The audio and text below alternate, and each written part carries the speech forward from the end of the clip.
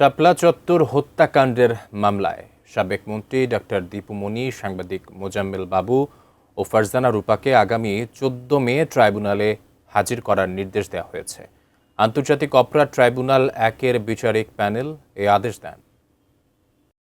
কারা দেখেছে লাশ, কারা সরিয়েছে, লাশের সংখ্যা কি গড়গড় করা সম্ভব?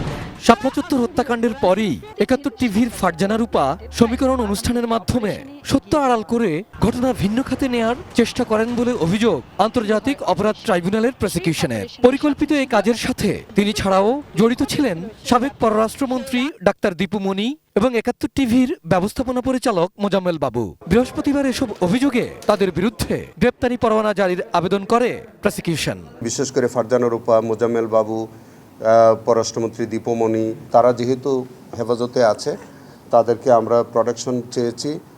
আগামী তারিখে আমরা হয়তো আমাদের এই কেসে সোনেরেস্ট দেখাবো এবং সেখানে দেখানোর পরে তাদেরকে আমরা সেফ হোমে নিয়ে আমাদের প্রয়োজনীয় জিজ্ঞাসাবাদ করব এই মামলার স্বার্থে, এবং তাদের যদি সংশ্লিষ্টতা পাওয়া যায় তাদেরকে মামলার মধ্যে আনা যাবে। আমি বুঝি নির্মাণের শিল্প, সালাম স্টিল বোঝে ডিউরেবিলিটি। সালাম স্টিল, মোস্ট ডিউরেবল স্টিল।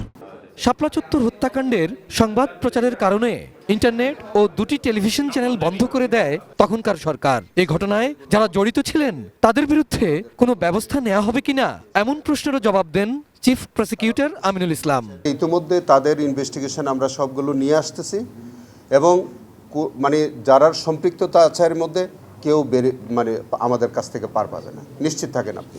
এদিন হেফাজতে ইসলামের যুগ্ম মহাসচিব আজিজুল হক ইসলামাবাদীর নেতৃত্বে একটি প্রতিনিধি দল প্রসিকিউশন টিমের সাথে দেখা করে। মামলার অগ্রগতি জানার পর গণমাধ্যমের কাছে হেফাজত নেতারা জানান, শাপলা চত্বর হত্যাকাণ্ডে জড়িত সবার দৃষ্টান্তমূলক শাস্তি চান তারা। মাদ্রাসার ছাত্ররা ছাড়াও সাধারণ মানুষ শাপলা চত্বর হত্যাকাণ্ডের শিকার হন বলেও অভিযোগ তাদের। আঞ্জুমানে মুফতিল ইসলাম ওরা অন্যান্য সময় 20-30 জন 40 জন লাশ দাফন করে, ওই মাসে 500-এর কাছাকাছি ওরা লাশ দাফন করেছে। তাহলে এই বেওয়ারির লাশগুলো কোত্থেকে আসলো? Abul Kalam Azad, ATN news, Dhaka.